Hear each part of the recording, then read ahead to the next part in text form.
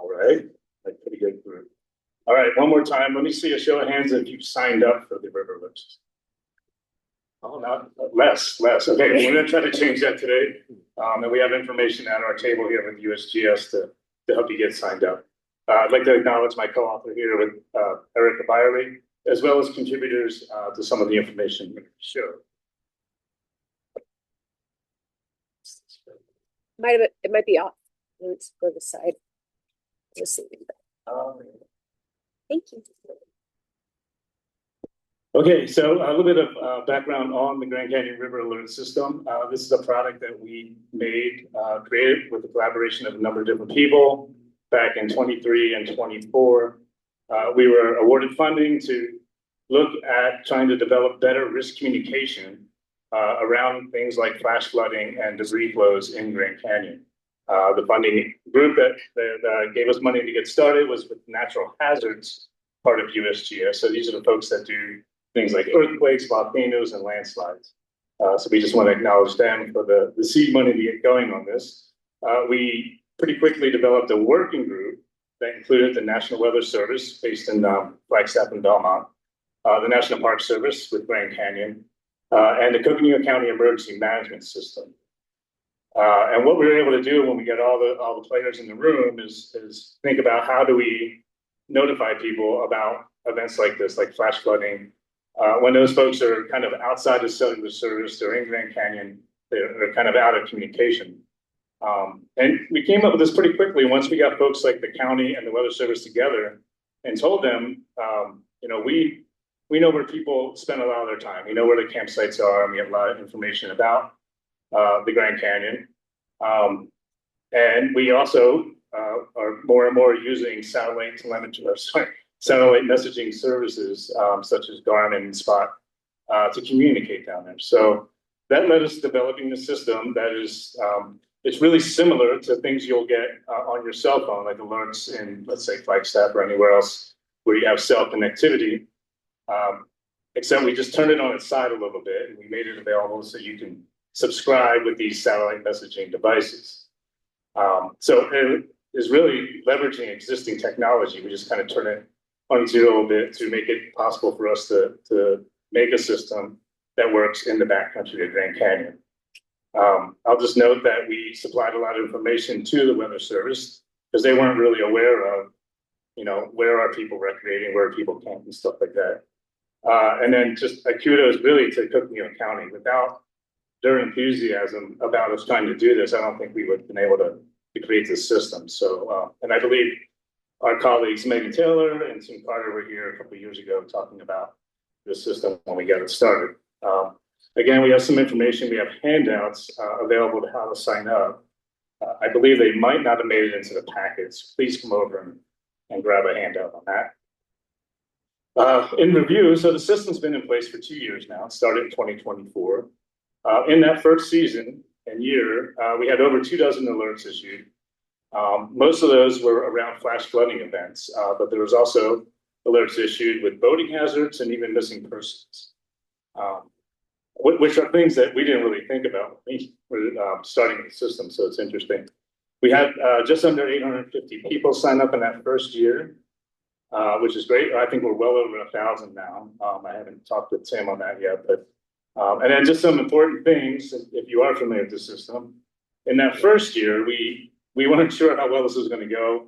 We had a lot of conversations about people getting charged for all the messages they might receive. And so just as a group, we were like, let's just unsubscribe everybody on November 1st. Well, we had sent out some feedback and got some feedback, actually a lot from the river community here, to not do that. So that is gone. I just want to make sure everybody's clear. Like, if you sign up, you're going to stay signed up. You can unsubscribe at any time, just like a lot of other messaging services.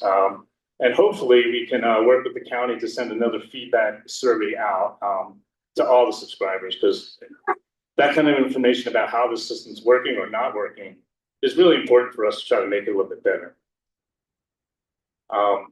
Moving forward into 2025, this system was used in ways, again, that we never really thought about. It was used during the Dragon Bravo wildfire, from things ranging from a chlorine gas leak near Phantom Ranch and giving information to people in the backcountry about whether or not you can stop there, to even like smoke impacts at different river campsites in Marble Canyon.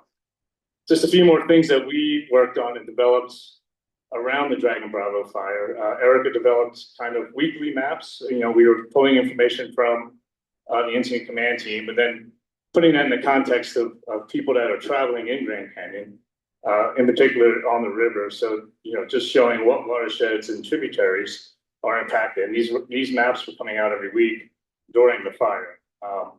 And the Weather Service here also took our information to make new communication products to just warn people about flash floods, debris flows, and things. And again, this is in real time. And I feel like my two previous speakers set me up pretty nicely with everything they talked about with this event. But we could have seen monsoons right during or after this fire. And thankfully, as Patrick had mentioned, you know, we were kind of given a reprieve because we might have seen some pretty significant events.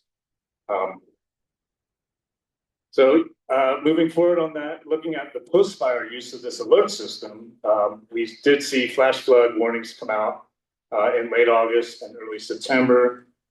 And showing here just some alerts that were issued for the South Canyon and North Canyon drainages, as well as some photos that were taken where you can see the ash-laden flow and just black water flowing all the way into the river at places. Let's see. I think Patrick did a good job of setting the stage for me on this one, where we haven't really seen a lot of moisture yet since this fire had occurred. So I think Hannah also covered that in her video, but I'll put some numbers behind that. So the top graph right here is looking at precipitation from July through September over a 25-year period. Right here is last year, 2025. And we're well over or well below 50% of that 25-year mean.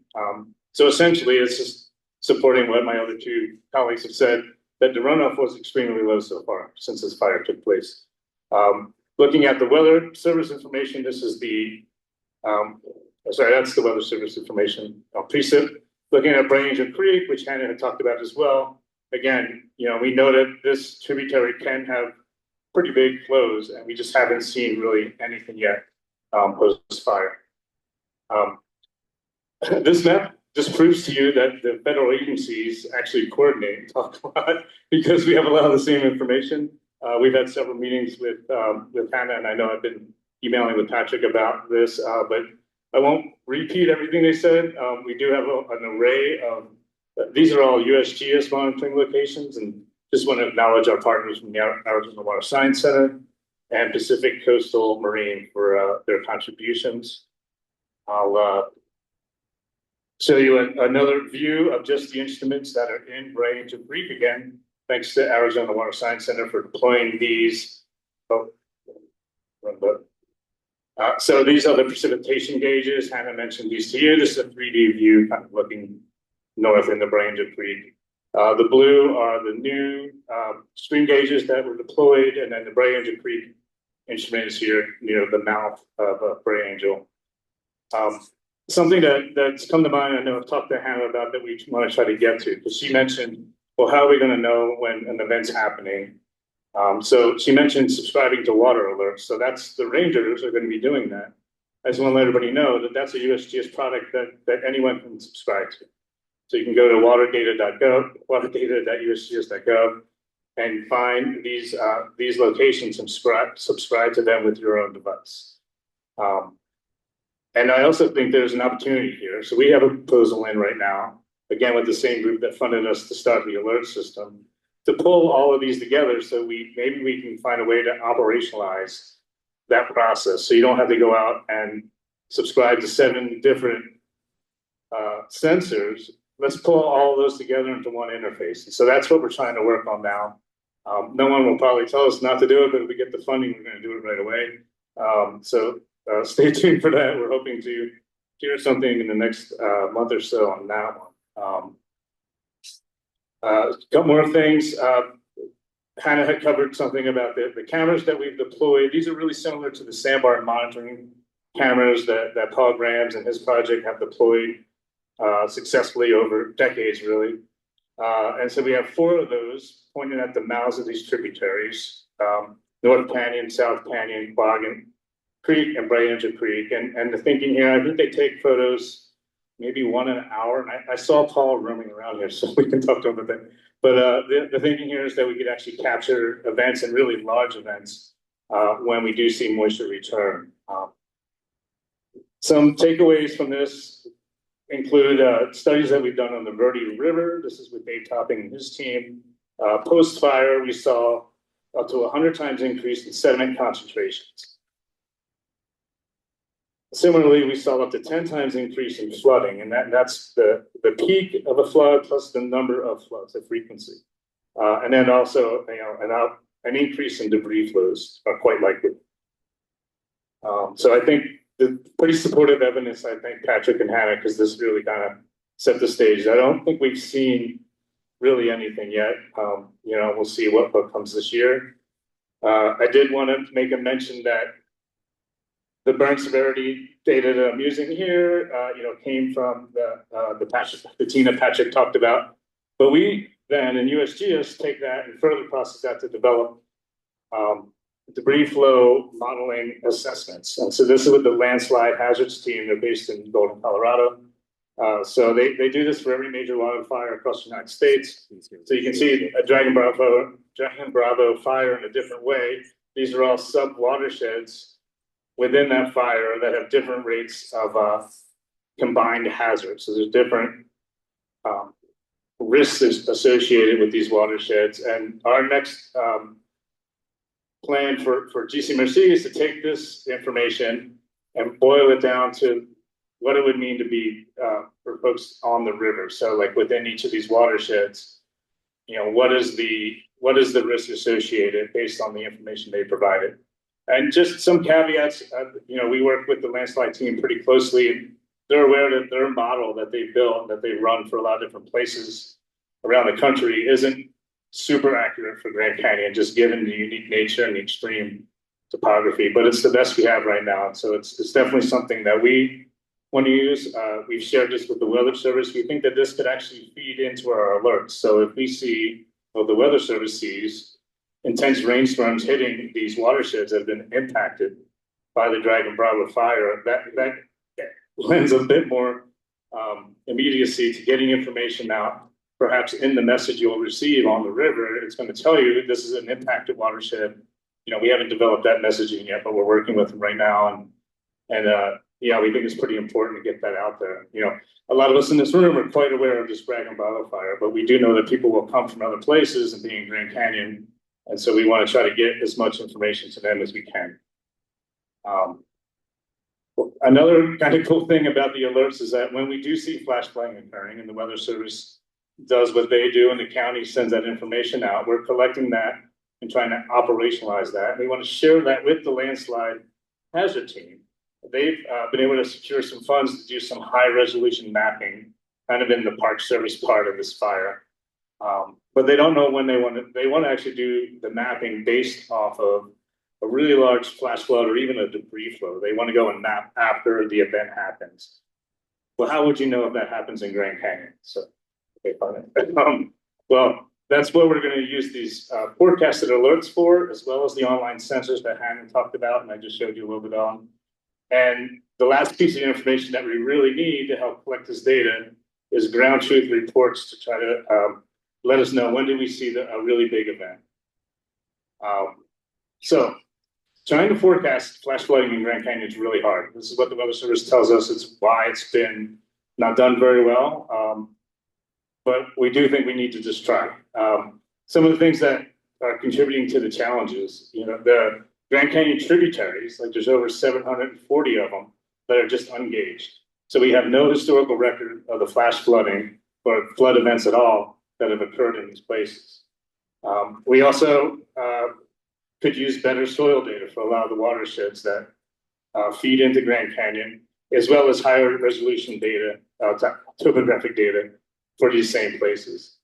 And then lastly, we really have no method for ground truthing forecasted events until now. And that's where you guys might come in. So we have a flash flooding reporting application. That's a new tool. I'm going to let Erika take over and cover that part of it.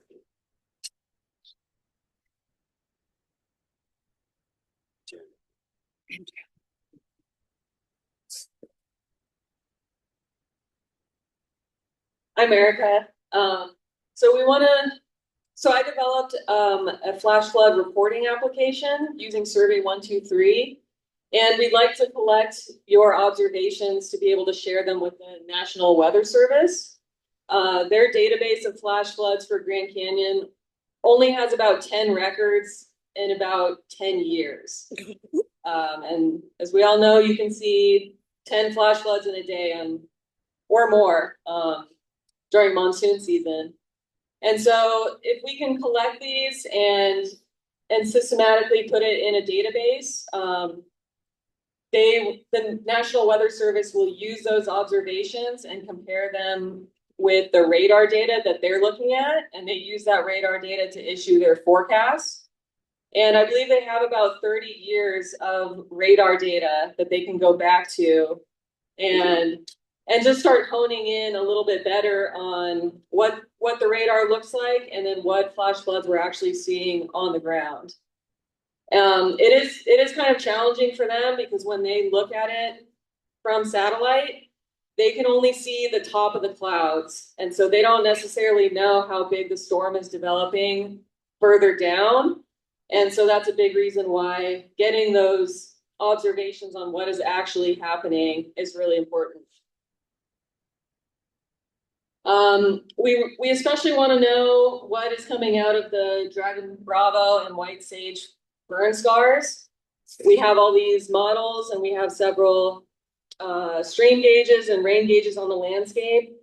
But as we've talked about, our models could be improved. We don't have a ton of information and modeling experience for canyon country. A lot of that modeling has been done in mountainous terrain. So we want to hone in on what's happening for Grand Canyon. So this reporting app, you can access it with this QR code right here. So you want to download the Survey 123 app and then look for the Grand Canyon Flash Flood Incident Report. And while you're on the trip, you can fill out a report for every flash flood you see. Save that data, and then when you get back into cell phone service, you can submit reports for each different survey you filled out for each different flash flood event. This is what it looks like. It'll ask you for your location, so you can zoom in on the map, or it'll automatically try to pinpoint your location. So just be aware if you saw something earlier in the day, now you're at camp. Just kind of make a note in the impacted areas that your location might be different than what you're reporting for. We want you to fill out more details if you're willing, but date and location and time is kind of the most important, but we'll take as much as you're willing to give us. Photos are also excellent. If you don't want to fill out the app, not everybody wants to deal with technology or download another application. You're also welcome to email me, and I will kind of format all of your stories and your pictures into the database that can be used by the National Weather Service. And so old flash floods and old photos, I would love all of those too. So feel free to send me your stories. Thank you.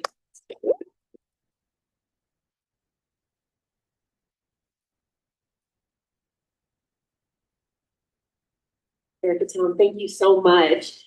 Before we head off to lunch, we have an intro to a video that's been prepared by our very own Whale Foundation. So I'm going to bring up Sarah, who's going to intro this video, and I'll get it set up for you. Hello, everybody. We're real excited this year to have created kind of a whale foundation history and story. This will be the second time we've played it. I got to play it for CanX this week at their preseason meeting. So we're real excited to roll this out. This was created with Dawn and Kish, film and photography. So